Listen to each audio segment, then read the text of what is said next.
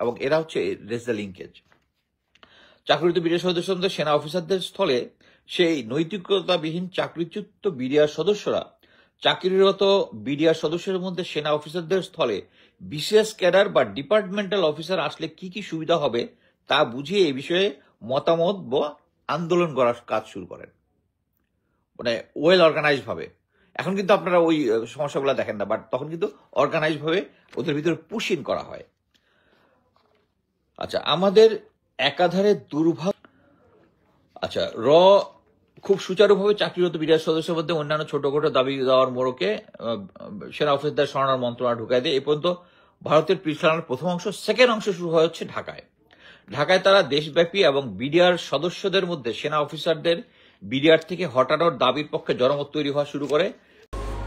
এবার পিলখানা হত্যাকাণ্ড নিয়ে আরও নতুন কিছু তথ্য ফাঁস করল সাবেক একজন সেনা সদস্য। তিনি বলেছেন এই পিলখানা হত্যাকাণ্ড কিভাবে ঘটেছে, কেন ঘটেছে, তিনি কিছু সারমর্ম তথ্য দিয়েছেন। এই তথ্যগুলো নিশ্চিত করে যে ভারত কিভাবে এদেশে একটি হত্যাযজ্ঞ চালিয়েছে। চলুন আমরা এই সাবেক সেনা সদস্যের আলোচনা শুনব। সো আজকের এটা হচ্ছে প্রথম পর্ব। আমি মেইনলি কথা বলার সময় আমার এটা নিয়ে 4 খণ্ড, তারপরে কতগুলো সাপ্লিমেন্ট খণ্ড আছে, আমি ফেসবুকে লিখেছি। এই লেখাটার মূল কারণ ছিল হচ্ছে আমাদের এই পিলখানা হত্যাকাণ্ডের সাথে আমাদের প্রতিবেশী দেশ ভারতের একটা সংশ্লিষ্টতা আছে, যেটা আমরা সকলেই জানি। এবং এটা কিভাবে আমার নিজের সেনাবাহিনীতে থাকাকালীন সময় আমার যে ইনভেস্টিগেশন, এটারই হাইলাইট করে আমি পিলখানা হত্যাকাণ্ড নেপথ্যে 1, 2, 3, 4 তারপরে আরো কয়েকটা খুচরো কয়েকটা লিখেছি। কারণ সবকিছু কাজের ফাঁকে ফাঁকে সময়েও হয়ে ওঠে নাই, যখন হয়েছে তখনই আমি দিয়েছি। প্রথমে আমি যেটা বলি হচ্ছে, আপনাদের সবার মনে আছে 2001 সালে প্রথমেই 15 এবং 16 এপ্রিল সিলেটের পদুয়া সীমান্তে, 18 এপ্রিল কুড়িগ্রামের রৌমারী এবং 19 এপ্রিল পুনরায় পদুয়া সীমান্তে বিএসএফ এর সাথে বিডিআর সংঘর্ষ হয়। এখানে নাম্বার অফ সোলজার, তাদের বিএসএফ এর সোলজার, তারা বাংলাদেশের সীমান্তের ভিতরে ঢুকে পড়ে এবং আমাদের স্থানীয় জনগণ যারা সব সময়ে ভারতের যে সহিংসতা আছে তাদের ঘোর বিরোধী, তারাই আমাদের তৎকালীন বিডিআরকে খবর দেয় এবং বিডিআর সে অনুযায়ী ব্যবস্থা গ্রহণ করে। এবং এটা নিয়ে ডিপ্লোম্যাটিক্যালি ভারত তখন কিছুই করতে পারে না, কারণ যতগুলো লাশ ছিল সব বাংলাদেশের সীমান্তের ভিতরে ছিল। সো এইটাই ছিল তাদের হাই এজেন্ডা। এবং তারা পরবর্তীতে এটা নিয়ে যখন তারা বিশ্লেষণ করলো, তারা দেখলো যে তাদের এই হেরে যাওয়ার পিছনে তাদের মূল কারণ হচ্ছে মিলিটারি অফিসার্স। আমাদের মিলিটারি অফিসাররা তো যুদ্ধের জন্য সেইভাবে প্রশিক্ষিত, কিন্তু তাদের বিএসএফ এর যে অফিসার আছে তারা হচ্ছে বিসিএস ক্যাডার টাইপ অফিসার, এবং তাদের যে সমস্ত মিলিটারি যেগুলো আছে ওগুলা তো তারা হাই লেভেলের প্রশিক্ষণ তো তাদের নাই আমাদের সেনা অফিসারের জন্য। এইটাই হচ্ছে তাদের মূল কারণ। এখন আমি বলি, এটা হওয়ার পরে 2001 সালে পদুয়া রৌমারীতে বিএসএফ এর যখন এই ঘটনাটা ঘটলো এবং সেনাবাহিনী সরাসরি যুদ্ধে জড়িয়ে গেল এবং যুদ্ধের মধ্যে মর্টার থেকে শুরু করে হেভি মেশিন গান সব ধরনের ভারী অস্ত্র ব্যবহার যখন হয়েছে, তখন সেনাবাহিনী একটা নতুন পদক্ষেপ নিল। আগে যেটা হতো, নর্মালি সেনাবাহিনীর ভিতরে যারা সেনাবাহিনীতে 4-5 বছর চাকরি করেছে, করার পরে মানে আমি বলতে চাচ্ছি নতুন মেজর থেকে লেফটেন্যান্ট কর্নেল হয়ে কিছুদিন চাকরি করেছে এবং চাকরি করার পরে তাদেরকে আর্মি কমান্ড শেষ করে তাদেরকে বিজিবিতে কমান্ডে দেওয়া হতো। এবং নো ডিনাইং ফ্যাক্ট, এখানে নর্মালি যেটা দেখা হতো যে মেজর র্যাঙ্কে যারা দিত, তারা যারা প্রমোশন পায়নি বিভিন্ন কারণে, বাট তাদের মধ্যে এখানে ছিল বিভিন্ন কারণে পায়নি, তাদেরকে দেওয়া হতো। এই ডিসিশনটা 2001-এর এই ঘটনার পরে তারা রিভাইভ করে আর্মি সেনা সদর, এবং তখন তারা সেনাবাহিনী থেকে যারা নতুন লেফটেন্যান্ট কর্নেল হয়েছে বা মেজর অবস্থায় নতুন তারা নেক্সট র্যাঙ্কের জন্য যারা যোগ্য তাদেরকে ওখানে পাঠিয়েছে। তো যেটা হয়, মানে একজন সুপারসিডেড অফিসারকে বিজিবিতে পাঠালে, বিডিআর এ পাঠালে যেটা হবে, সে একটু রিল্যাক্স থাকবে। বাট আমি এমন অনেক অফিসারকে জানি সুপারসিডেড অফিসার, কিন্তু তারা ওখানে বিজিবিতে গিয়ে, তারা বিডিআর এ গিয়ে তারা একদম আগুন লাগিয়ে দিয়েছে বর্ডারে, একদম এত স্ট্রিক্ট তারা হয়েছে। সো এখন যেটা হচ্ছে, কারণ আমি নিজেও যখন বিজিবিতে ছিলাম আমি সুপার সিনিয়র লেফটেন্যান্ট কর্নেলে ছিলাম, but I did good there. Anyway, আরেকটা জিনিস আসছি, সেটা হচ্ছে এটার পরে যখন এই অফিসারদেরকে পোস্টিং দেওয়া হলো ওখানে, তখন তখন দেখা গেল যে এন্টি স্মাগলিং অপারেশন অনেক গুণে বৃদ্ধি পেল। ইটস নো ডিনাইং ফ্যাক্ট যে কিছু কিছু ক্ষেত্রে আমাদের দুর্নীতি তো সব জায়গায় আছে, এবং আমাদের সৈনিকরা বিভিন্ন সময় এই দুর্নীতির সাথে জড়িত হয়েছে। যখন তারা জড়িত হয়েছে, তখন তাদেরকে এই যারা সদ্য প্রমোশনপ্রাপ্ত অফিসার বা উড বি লেফটেন্যান্ট কর্নেল অফিসাররা তখন গিয়েছে, এদেরকে ধরেছে এবং ধরে এদেরকে পানিশমেন্ট দিয়েছে। এবং এই টাইম স্প্যানে এটা একটা ডাটা দেখে আমি বলছি যে যখন নতুন অফিসার, ইয়াং অফিসারদেরকে ওখানে পোস্টিং দেওয়া হলো, নতুন লেফটেন্যান্ট কর্নেল বা উড বি লেফটেন্যান্ট কর্নেল, তখন তারা ওখানে গিয়ে মোটামুটি এই সময়টার মধ্যে বিডিআর এর অনেক সৈনিক অ্যাকচুয়ালি পানিশমেন্ট খেয়েছে, অনেকে চাকরি হারিয়েছে। এবং আমার অ্যাসেসমেন্টে যখন 2004-05, আমি এটা আমার লেখার মধ্যে আপনি পাবেন, সম্ভবত 2005-06 মাঝামাঝি সময় ভারতের গোয়েন্দা সংস্থা রিসার্চ অ্যান্ড অ্যানালাইসিস উইং বিভিন্ন সময় বিডিআর এর দুর্নীতির দায়ে চাকরিচ্যুত বিডিআর সদস্যদের অর্গানাইজ ভাবে রিক্রুট করে এবং তাদের মাধ্যমে চাকরিরত বিডিআর সেনা সদস্যদের মধ্যে সেনা অফিসার বিরুদ্ধে প্রোপাগান্ডা ক্যাম্পেইন শুরু করে।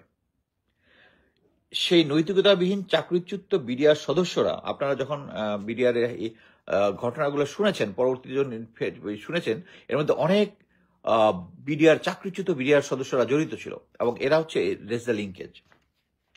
চাকরিচ্যুত বিডিআর সদস্যদের সেনা অফিসারদের স্থলে সেই নৈতিকতাবিহীন চাকরিচ্যুত বিডিআর সদস্যরা চাকরিরত বিডিআর সদস্যের মধ্যে সেনা অফিসারদের স্থলে বিশেষ ক্যাডার বা ডিপার্টমেন্টাল অফিসার আসলে কি কি সুবিধা হবে তা বুঝিয়ে এই বিষয়ে মতামত বা আন্দোলন করার কাজ শুরু করেন, মানে ওয়েল অর্গানাইজ ভাবে।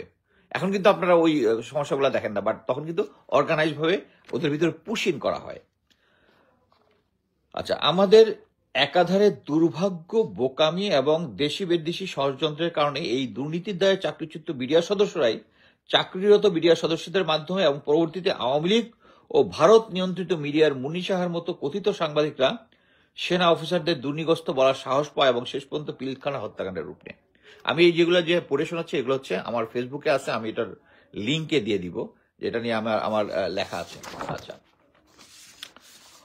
খুব সুচারুভাবে চাকরিরত বিডিআর সদস্যের মধ্যে অন্যান্য ছোটখাটো দাবি দেওয়ার মোড়কে, আপনারা জানেন যে যখন তারা দিয়েছে, অনেক লিফলেট দিয়েছে, তখন তারা করে কি, অন্যান্য ছোটখাটো দাবি দেওয়ার মোড়কে বিডিআর থেকে সেনা অফিসার সরানোর মন্ত্রণা ঢুকিয়ে দেয়। এ পর্যন্ত ছিল ভারতের পিলখানা ষড়যন্ত্রের প্রথম অংশ। তাদের ভিতর ঢুকিয়ে দিয়েছে, সৈনিকদের মধ্যে আস্তে আস্তে দিয়েছে যে এই অফিসাররা চলে গেলে তারা ভালো থাকবে। এখানে আমি আমার নিজের কিছু এক্সপিরিয়েন্স বলি। আমি বিজিবিতে যখন ছিলাম, আমি মেইনলি যখন রংপুরে ছিলাম, এটা ঘটনা ভুল না, তারপরে আমি হিলি বর্ডারে ছিলাম। হিলি বর্ডার আপনি জানেন যে এখান থেকে জাস্ট 50 ফিট দৌড় দিলে আপনি ভারতে চলে যাবেন। মানে এরকম একটা ক্রাইসিস জায়গা, যেখানে মনে করেন যে 1 মিনিট যদি লাইট অফ থাকে বা সৈনিকরা যদি একটু অন্যদিকে তাকায় থাকে, এর মধ্যেই জাস্ট কোটিখানেক টাকার মাল অন্যদিকে চলে যেতে পারে। আমি নিজে এক্সপিরিয়েন্স করেছি। সো আমার ভিতরে তখন একটা ইয়া ছিল যে এই জিনিসটাকে যে কোনো ভাবেই থামাইতে হবে। হ্যাঁ, মানে আমরা স্ট্রেটলি বলবো, মিলিটারি অফিসার আমরা অ্যাকচুয়ালি ইম্প্রোভাইজিং, মানে সিচুয়েশন অনুযায়ী কি ডিফেন্সিভ ব্যবস্থায়, মানে শত্রুর এই আছে, অতএব ডিফেন্সে কি করতে হবে। সো আমি এখানে কি করেছিলাম,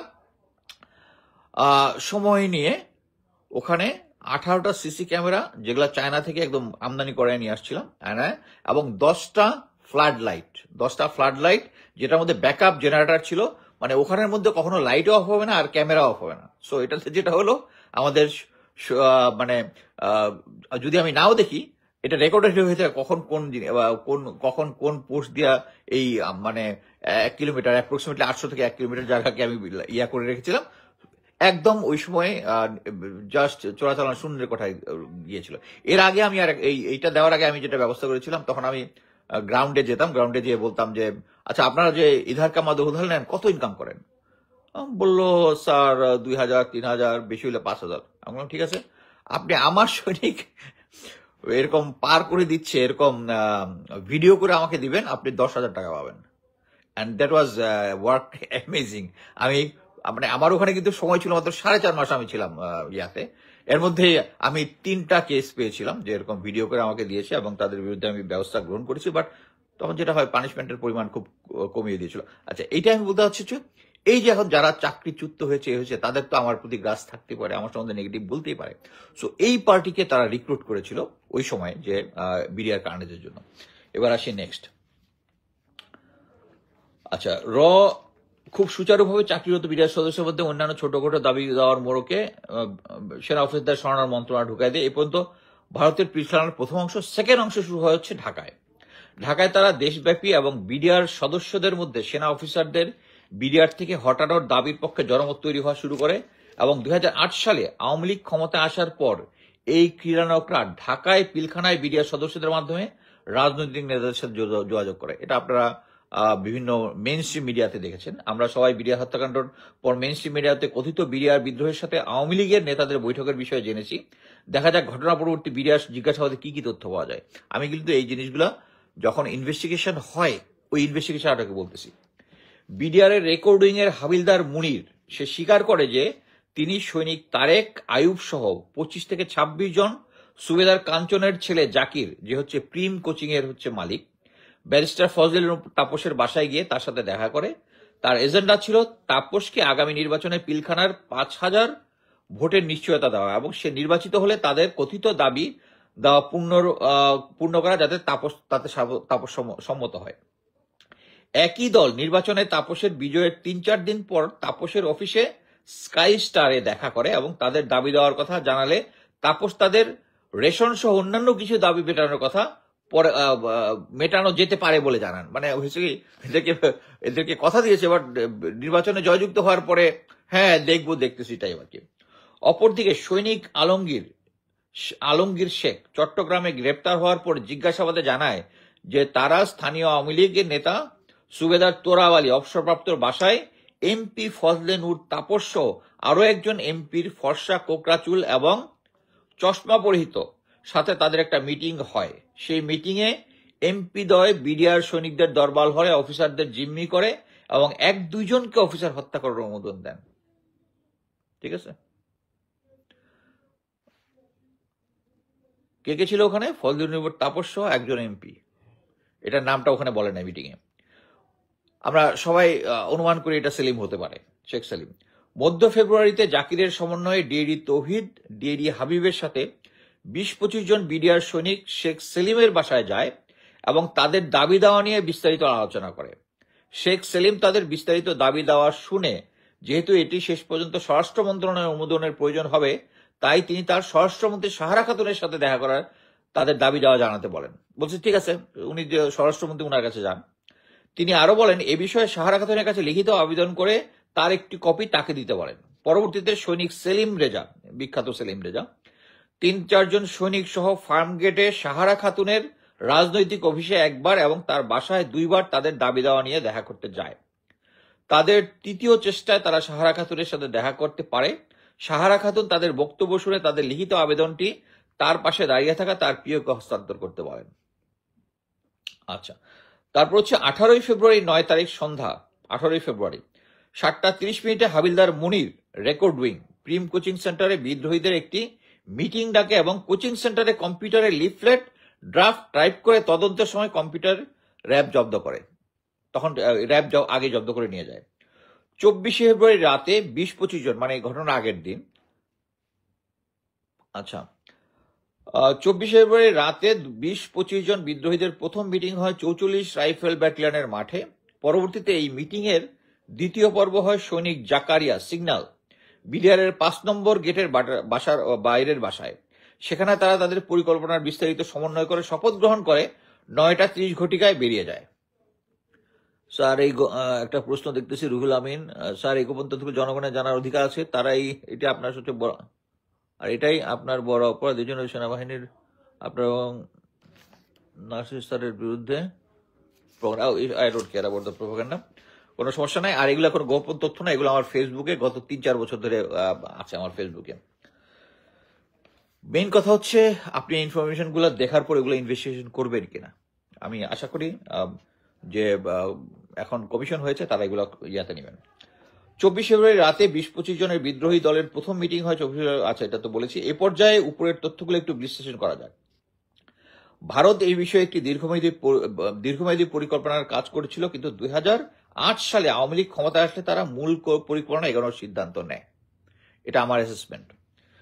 ফজলেনুর তাপস একজন টিপিক্যাল রাজনৈতিক নেতা হিসেবে তার কাছে বিডিআর সদস্যরা এসে পিলখানায় বিডিআর সদস্য ও তার পরিবারের ঢাকা 12 কনস্টিটিউয়েন্সি থেকে রেজিস্টার্ড 5000+ ভোটের নিশ্চয়তা দিলে তারা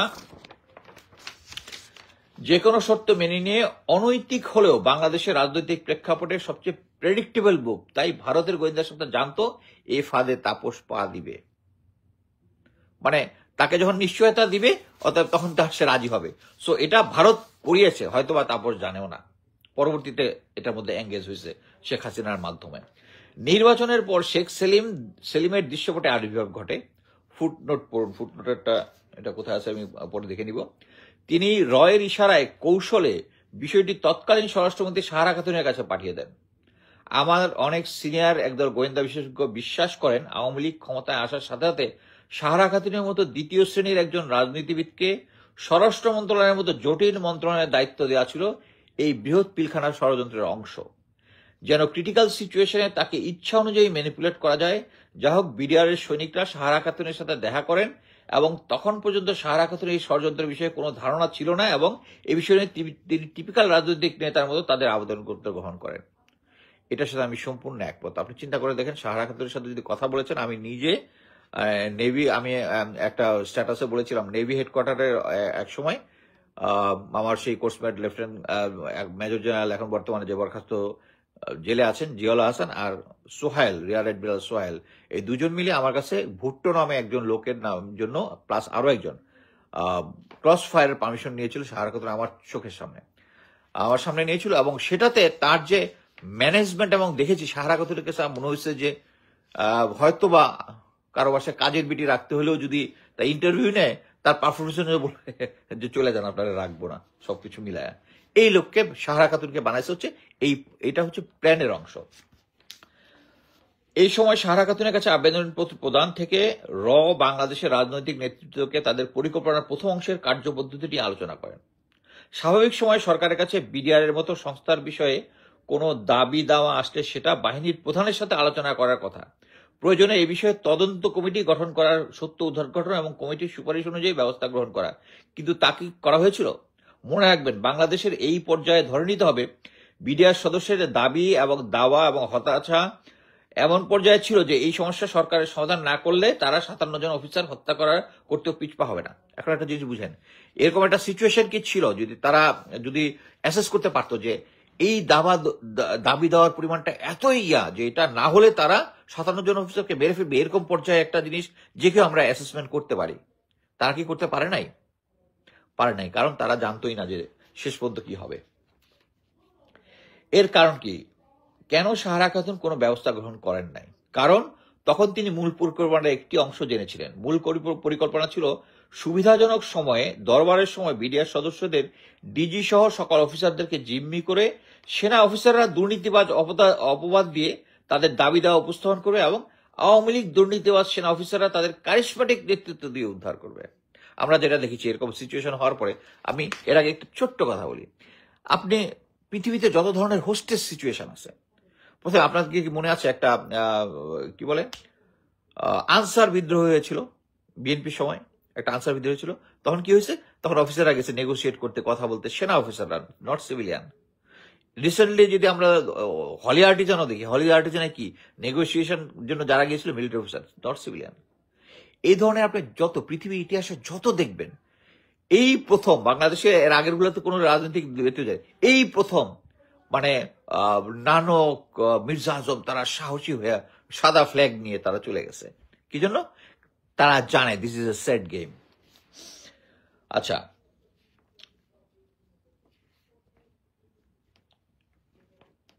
কেন সাহারা খাতুন কোনো ব্যবস্থা করেননি? কারণ তিনি মূল পরিকল্পনার একটি অংশ জেনেছিলেন। মূল পরিকল্পনা ছিল সুবিধাজনক সময়ে দরবারের সময় বিডিআর সদস্য ডিজি সহ অফিসারদের জিম্মি করে সেনা অফিসারদের দুর্নীতিবাজ অপবাদ দিয়ে তাদের দাবি দাওয়া এবং যেটা বললাম আর কি দুর্নীতিগ্রস্ত প্রমাণ করে, কিন্তু আসলে তারা নিজেরাই দুর্নীতিগ্রস্ত এবং তাদের রক্ষা করে রাজনীতিবিদরাই দেশের প্রকৃত হিরো। মানে তাদের এইটাই চেঞ্জ ছিল যে তারা বিভিন্ন জিম্মি করার পরে বলবে যে তারা হচ্ছে দুর্নীতিবাজ, ডাল ভাত আর ডাল চাল কি তারা প্রজেক্ট চালাইতো, এটাতে দুর্নীতি করতেছে, এবং রাজনীতিবিদরা হচ্ছে রিয়েল প্যাট্রিয়টিক, তারা গিয়া সাহসের সাথে সাদা ফ্ল্যাগ নিয়ে গিয়ে তাদেরকে উদ্ধার করবে এবং সেনাবাহিনীকে দুর্নীতিগ্রস্ত প্রমাণ করে এতে আওয়ামী লীগেরও এজেন্ডা পূরণ হবে, ভারতের এজেন্ডা পূরণ হবে, বাংলাদেশের আর্মির মোরাল দল নষ্ট করে দিবে তারা।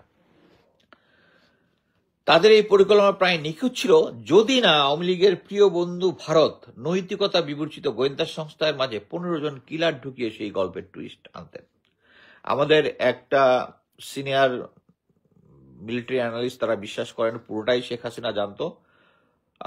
আমার অ্যাসেসমেন্ট ছিল 15 জন কিলার ঢুকায় এটা ভারত শেষ পর্যন্ত টুইস্ট করছে, বাট বর্তমানে শেখ হাসিনার যে আমরা পাস হিস্ট্রি দেখেছি এই পুরোটাই শেখ হাসিনার প্ল্যানিং এর অংশ বলে আমি মনে করি। আমার যে লেখা আছে যে এটা শেখ হাসিনা জানতো না, আমি এখানে উইথড্র করলাম।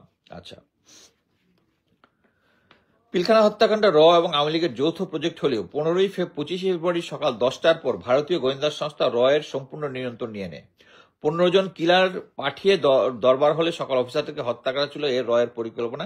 সম্ভবত শেখ হাসিনা অন্ধকারে রেখে এই পরিকল্পনা করা হয়, এটা আমি এখন উইথড্র করতেছি। শেখ হাসিনা পুরোটাই জানতো, এটা আমার বিশ্লেষণ। তবে আমার চেয়েও বিষয়ে অভিজ্ঞ সেনা অফিসার বাহিনীর সিনিয়র অফিসারগণ বিশ্বাস করেন এই পরিকল্পনার দ্বিতীয় অংশ শেখ হাসিনা এবং তার পুত্র Joy, general Moin Ahmed, lieutenant general Molla Fazle Akbar, general Monir NSI, Nanak, Sheikh Selim, Mirza Azam, Mokha Alamgir, Taposh, Sohel Taj সহ আরো কিছু সিনিয়র আওয়ামী লীগ নেতারা বিস্তারিত জানতেন। আচ্ছা, সিনিয়র অফিসারদের প্রধান যুক্তি ছিল এটা যদি পূর্ববর্গিত না হতো তবে ঘটনার পরপরই সুপরিকল্পিতভাবে কিভাবে 15 জন কিলার গ্রুপকে পিলখানা থেকে বের করে এয়ারপোর্টে পৌঁছে দেয়। এ বিষয়ে বিস্তারিত পরবর্তী পর্বে থাকবে। তাৎক্ষণিক পরিকল্পনাতে রেড ক্রিসেন্টের এগুলা আনরেজিস্টার্ড অ্যাম্বুলেন্স, এর জন্য যে সমস্ত বিশ্বস্ত ড্রাইভার জোগাড় করা সম্ভব নয়। এই পরিকল্পনা এতই নিখুঁত ছিল যে পরবর্তীতে সেই অ্যাম্বুলেন্সে কার আদেশে সেখানে গিয়েছিল, কয়জন আহত বিডিআর সদস্যকে তারা পরিবহন করেছে, কোথায় তাদের নামিয়ে দেওয়া হয়েছে, এবং এই বিষয়ে কোনো হদিস জাতীয় পর্যায়ে অনুষ্ঠিত কোনো তদন্ত কমিটি বের করতে পারেনি। যেন সেদিন কোনো ঘটনাই ঘটেনি। এটা ছিল শেখ হাসিনা সহ তার সকল দোষরদের সম্মতিতে হত্যাকাণ্ড চালানো হয়েছে বলে তারা মনে করেন। সো আমি আজকের ইয়াটাতে আমার লেখার অংশটা আমি এখানেই শেষ করছি। আপনি জিনিসটা দেখেন যে ওই দিন যারা সাহারা খাতুন যখন গেল, যাওয়ার পরে যাদেরকে বের করে নিয়ে আসলো, অ্যাম্বুলেন্সগুলো গেল, অ্যাম্বুলেন্সগুলোর মধ্যে কোনো রেজিস্টার নাম প্লেট ছিল না। সো আমি শুনেছি যে এগুলো ছিল হচ্ছে রেড ক্রসের, রেড ক্রস বা রেড ক্রিসেন্টের। সো এতগুলা অ্যাম্বুলেন্স গিয়েছিল, কয়টা ড্রাইভার কি ছিল, বলেছিল যে আহত বিডিআর সদস্যদেরকে নিয়ে যাচ্ছে। কারা সে আহত শুধু কোথায় নিয়ে গেছে এই কোন ইনফরমেশন কারো কাছে নাই। মানে শেখ হাসিনার আমলে যে ইনভেস্টিগেশন, তো আমি মনে করি যে বর্তমানে যে ফজলুর রহমান স্যারের নেতৃত্বে যেটা চলতেছে সেটা এই লুপ হোলস গুলো বের করে নিয়ে আসবে। আমি এটা জানি যে এখনকার সবচেয়ে বড় চ্যালেঞ্জ হচ্ছে, এবং যারা সবচেয়ে ভয় পেয়েছে, এবং ইভেন জেনারেল ওয়াকার নিজে এটার সাথে জড়িত ছিল। জেনারেল হাকিম যখন ধানমন্ডি মাঠে ছিল তখন উনি নিজেই উনি প্রথম তার ইউনিট নিয়ে ওখানে গিয়েছিল 10টার ভিতরে, এবং উনিই প্রথম বলেছে যে আপা না করেছে, এবং এই জিনিসগুলো যাতে ইয়াতে না আসে এই জন্যই উনি 100% অসহযোগিতা করতেছিল। সো আমি আশা করব যে আমি যে তথ্যগুলো দিয়েছি অবশ্যই এই জিনিসগুলা ফেসবুকে আছে। আমি অনেক আগে থেকে এই জিনিসগুলো লিখেছি, এবং আমার মনে হয় তাদের কাছে যথেষ্ট এগুলোর ব্যাকআপ রেফারেন্স আছে, এবং আমি মনে করি সেনাবাহিনীর প্রচুর অফিসার আছে যারা ইনভেস্টিগেশনের সময় তারা জানে যে এই তথ্যগুলো পরবর্তীতে আমরা জানি যে জেনারেল জাহাঙ্গীর বর্তমানে যে স্বরাষ্ট্র উপদেষ্টা, এবং এখন যে সম্ভবত রেড ক্রসেরই তো প্রধান হয়েছেন যিনি মেজর জেনারেল রফিক, তারা ছিলেন এই ইনভেস্টিগেশনের সাথে, এবং এখান থেকে বেরিয়ে গিয়েছিলেন বা আউট করে দেওয়া হয়েছিল ব্রিগেডিয়ার জেনারেল হাসান নাসির স্যারকে। উনি সবকিছু জানেন, এবং আমি মনে করি যে এখন এই কমিশন গঠনের পরে জেনারেল আলম ফজলুর রহমান স্যার যে সমস্ত কথা বলেছেন সেই জিনিসগুলোর মধ্যে আমার কাছে একটা অনিশ্চয়তার টোন পেয়েছি। আমি জানি না, বাট আমি মনে করি মিলিটারি ওনার মতো লোক যারা ডেডিকেটেড, তারা he knows how to পারসু the impossible, এবং কোনো সাক্ষী নাই, কোনো কিছু নাই, বাট পার্সু করতে হবে। এটা এইভাবে জাস্ট আমি কোনো ইনভেস্টিগেশন, কোনো প্রমাণ পাই নাই, কোনো সাক্ষী পাই নাই, অথবা সাক্ষীটা খুঁজে বের করতে হবে, এবং সাক্ষীটা খুঁজে বের করা সম্ভব, এবং অনেক সাক্ষী রয়েছে, অনেক ডকুমেন্ট রয়েছে। আমি যে এই জিনিসগুলা আমি পড়ে শোনালাম, এগুলোর সাক্ষী প্রমাণ যেগুলো আছে, এগুলো আমি সেনাবাহিনীতে থাকার সময় আমার কাছে ছিল, সেনাবাহিনী থাকার সময় আমি ছিল। সো এগুলা এই নতুন কমিশনকে বের করে আনতে হবে, এবং আমি পরবর্তী আমি সপ্তাহে অ্যাটলিস্ট একটা করার চেষ্টা করব, সময় থাকলে এর থেকে বেশি করার চেষ্টা করবো। আস্তে আস্তে আমার যে ইনভেস্টিগেশনের যে অংশগুলো আছে সেগুলো দেওয়ার চেষ্টা করব। ধন্যবাদ। সাবেক সেনা সদস্য আলোচনা শুনেছেন, শুনে বুঝতে পেরেছেন যে কীভাবে পিলখানা হত্যাকাণ্ড করানো হয়েছে। এটাকে বিদ্রোহ বলা হয়, মূল বিদ্রোহ নয়, বরং আমাদের সেনাবাহিনীদেরকে ধ্বংস করে দেওয়া হয়েছে এই হত্যাকাণ্ডের মাধ্যমে। এটা যে ভারত করেছে সেটা স্পষ্ট। যারা ভারতের তত্ত্বাবধানে এই দেশে কাজ করেছে, এই দেশকে ধ্বংস করেছে সেনাবাহিনীকে, এই দেশে যে সমস্ত ভারতীয় দালালরা রয়েছেন, উচিত তাদের বিচার করা। ভারতের আমরা বিচার করতে পারবো না, ভারত আন্তর্জাতিকভাবেও তারা শক্তিশালী, প্রমাণ থাকলে তো বা একটা আন্তর্জাতিকভাবে বিবৃতি আসবে, কিন্তু বাংলাদেশে যারা ভারতের দালালি করেছে তাদের তো আমরা বিচার করতে পারি, ইচ্ছা করে তাদেরকে গ্রেপ্তার করতে পারি, কিন্তু সেটাও হচ্ছে না। এটা একটা দুঃখের বিষয়। যারা এর কাজে জড়িত ছিল প্রত্যেককে বিচার মুখোমুখি করা, এবং বাংলাদেশকে সার্বভৌমত্ব হুমকি মুখে ফেলার জন্য প্রত্যেকের ফাঁসি নিশ্চিত করা, কারণ এটা এমন একটি ঘটনা ঘটেছে। প্রিয় দর্শক, আপনারা দেখলেন, এবং আপনার ব্যক্তিগত মতামত কি অবশ্যই কমেন্ট বক্সে কমেন্ট করবেন।